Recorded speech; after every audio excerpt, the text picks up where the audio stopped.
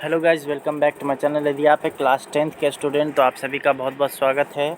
आज हम लोग बात कर रहे हैं सोशल साइंस यानी सामाजिक विज्ञान के ओरिजिनल पेपर की। तो आप लोग को बता दें कि इसमें आपको 1 से लेकर के 48 तक ऑब्जेक्टिव क्वेश्चंस रहेंगे, जिसमें से आपको मात्र 40 का आंसर करना रहेगा। तो चलिए एक एक करके हम लोग सारा क्वेश्चन को यहाँ से देखना शुरू करते हैं।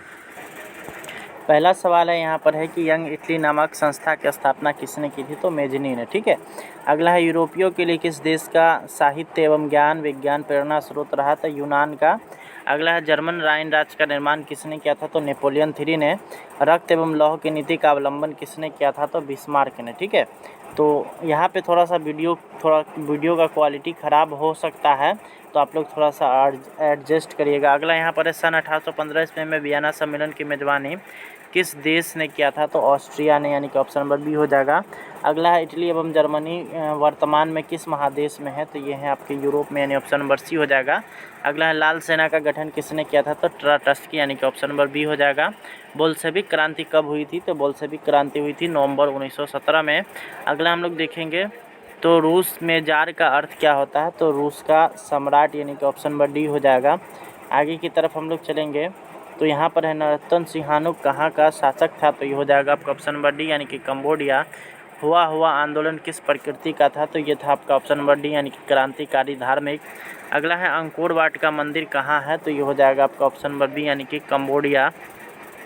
अगला है कोसुत कहाँ का राष्ट्रवादी नेता था? तो ये हो जाएगा आपका ऑप्शन नंबर ए, यानी कि हंगरी का। अगला है सामाजिक विभेद की उत्पत्ति का मुख्य कारण क्या है? तो यहाँ पे सबसे बड़ा जो कारण होता है वो होता है आपका क्षेत्र का। अगला हम लोग देखेंगे तो अगला यहाँ पर सवाल आता है धर्म को समुदाय का मुख्य आधार मानने वाला व्यक्ति क्या कहलाता है? तो वो कहलाता है सांप्रदायिक, यानी कि ऑप्शन नंबर ए। इनमें से कौन नस्लवाद के विरोधी थे? तो यहाँ पे पीटर नॉर्मन, जॉन कार्लोस और टॉमी स्मिथ सभी। तो इसलिए इसका ऑप्शन नंबर डी हो जाएगा। अगला हम लोग देखेंगे 17वां नंबर, तो यहाँ पर है महिलाओं को वोट देने का अधिकार सर्वप्रथम कहाँ मिला था? तो ये मिला था आपका इंग्लैंड में, यानी कि ऑप्शन नंबर ए हो जाएगा। अगला सवाल हम लोग देखेंगे तो यहाँ पर है संघीय शासन व्यवस्था की शुरुआत कहाँ से हुई थी? तो ये संघीय शासन व्यवस्था की जो शुरुआत हुई थी वो अमेरिका से, यानी कि ऑप्शन नंबर सी हो जाएगा। अगला सत्ता में साझेदारी का सबसे जीवन स्वरूप क्या है? तो ये हो जाएगा आपका ऑप्शन नंबर ए, यानी कि राजनीतिक दल। अगला है सामाजिक विभेद का एक अच्छा परिणाम क्या है? तो ये हो जाएगा आपका ऑप्शन नंबर बी, लोकतंत्र में सशक्त बनाना। अगला है मैक्सिको के ओलंपिक समारोह के विरोध का रूप में किस पर आधारित था? तो ये था आपका नस्ल के आधार पर, यानी ऑप्शन नंबर ए हो जाएगा। अगला 70 के दशक के पूर्व भारत की राजनीति में किस जाति का वर्चस्व रहा है? तो सवर्णों का, यानी कि ऑप्शन नंबर ए हो जाएगा। अगला भारतीय स्वतंत्रता के समय देशी रियासतों की मौजूदा संख्या कितनी थी? तो हो जाएगा आपका ऑप्शन नंबर सी, यानी कि 563 होता है तो 562 था, लेकिन यहाँ पे 563 किया गया, तो 563 में टिक लगाइएगा। अगला हम लोग देखेंगे तो यहाँ पर है निम्न में से कौन अर्थव्यवस्था के प्राथमिक क्षेत्र में सम्मिलित है? तो ये हो जाएगा आपका ऑप्शन नंबर बी, यानी कि कृषि क्षेत्र। अगला इनमें से किस देश में मिश्रित अर्थव्यवस्था है? तो ये हो जाएगा आपका ऑप्शन नंबर सी, यानी कि भारत में। अगला बिहार में जीवन यापन का मुख्य साधन क्या है? तो ये हो जाएगा आपका ऑप्शन नंबर ए, यानी कि कृषि। अगला भारत में योजना आयोग का गठन कब हुआ था? तो 15 मार्च 1950 में। अगला हम लोग देखेंगे तो गरीबी के कुचक्र की अवधारणा किसने किया था, किसने बतलाया था? तो ये हो जाएगा आपका ऑप्शन नंबर सी, यानी कि रैगनर नक्स ने। अगला है राष्ट्रीय आय का सृजन कहाँ से होता है? तो ये राष्ट्रीय आय का सृजन होता है आप लोग का इसको अगर देखिएगा तो ये हो जाएगा आपका विनिमय द्वारा। अगला यहाँ पर है भारत में सबसे पहले सन 1868 ईस्वी में किसने राष्ट्रीय आय का अनुमान लगाया था? तो ये हो जाएगा आपका ऑप्शन नंबर ए, यानी कि दादा भाई नौरोजी ने। अगला है जिस देश के प्रति व्यक्ति आय सर्वाधिक होता है वह देश क्या कहलाता है? तो वह देश कहलाता है विकसित। ठीक है। अगला यहाँ पर है राष्ट्रीय आय की गणना की विधि कौन सी है? तो उत्पादन भी है, आय भी है, व्यय भी है, तो इसलिए इसका ऑप्शन नंबर डी हो जाएगा, इनमें से सभी।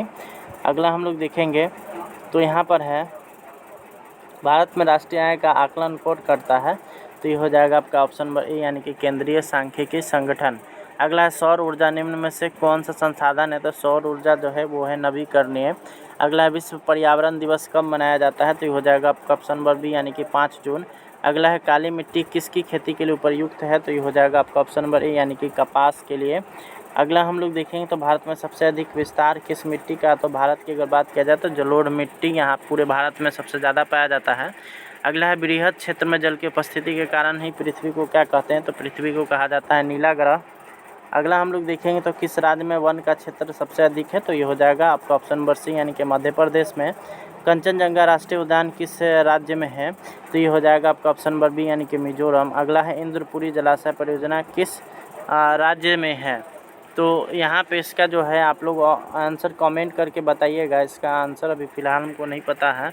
अगला किस खनिज के उद्योगों को जननी कहा जाता है, तो ये हो जाएगा आपका ऑप्शन नंबर सी यानी कि लोहा को। अगला है एल्युमिनियम बनाने के लिए किस खनिज की आवश्यकता है, तो ये हो जाएगा आपका ऑप्शन नंबर डी यानी कि बॉक्साइट। आगे की तरफ हम लोग चलेंगे।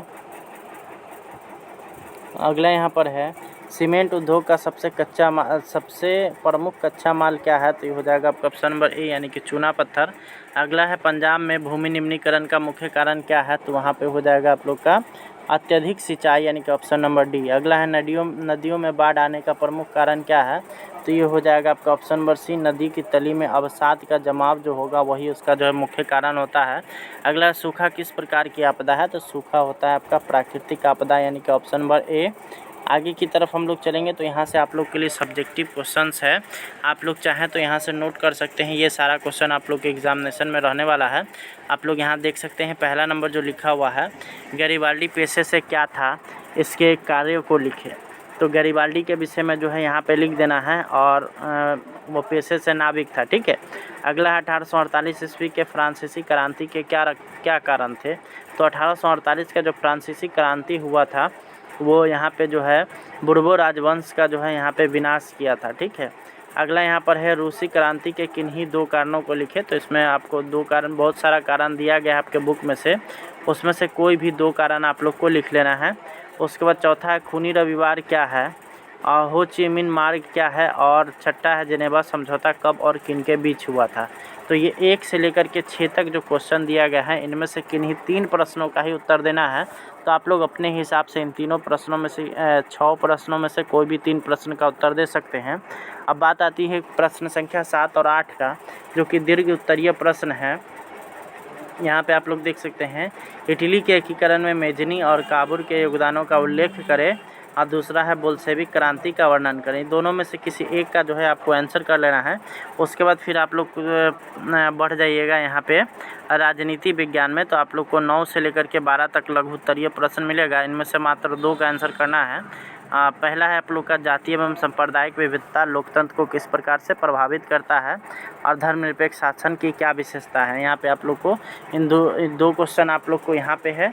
तो इस तरह का आप लोग का क्वेश्चन पूरे एग्जामिनेशन में रहने वाला है। तो आप लोग अपने एग्जामिनेशन में जाकर के इन सारे क्वेश्चंस को लिखिएगा। तो इस वीडियो में इतना ही। उम्मीद करते हैं कि आपको वीडियो पसंद आया होगा। Thanks for watching.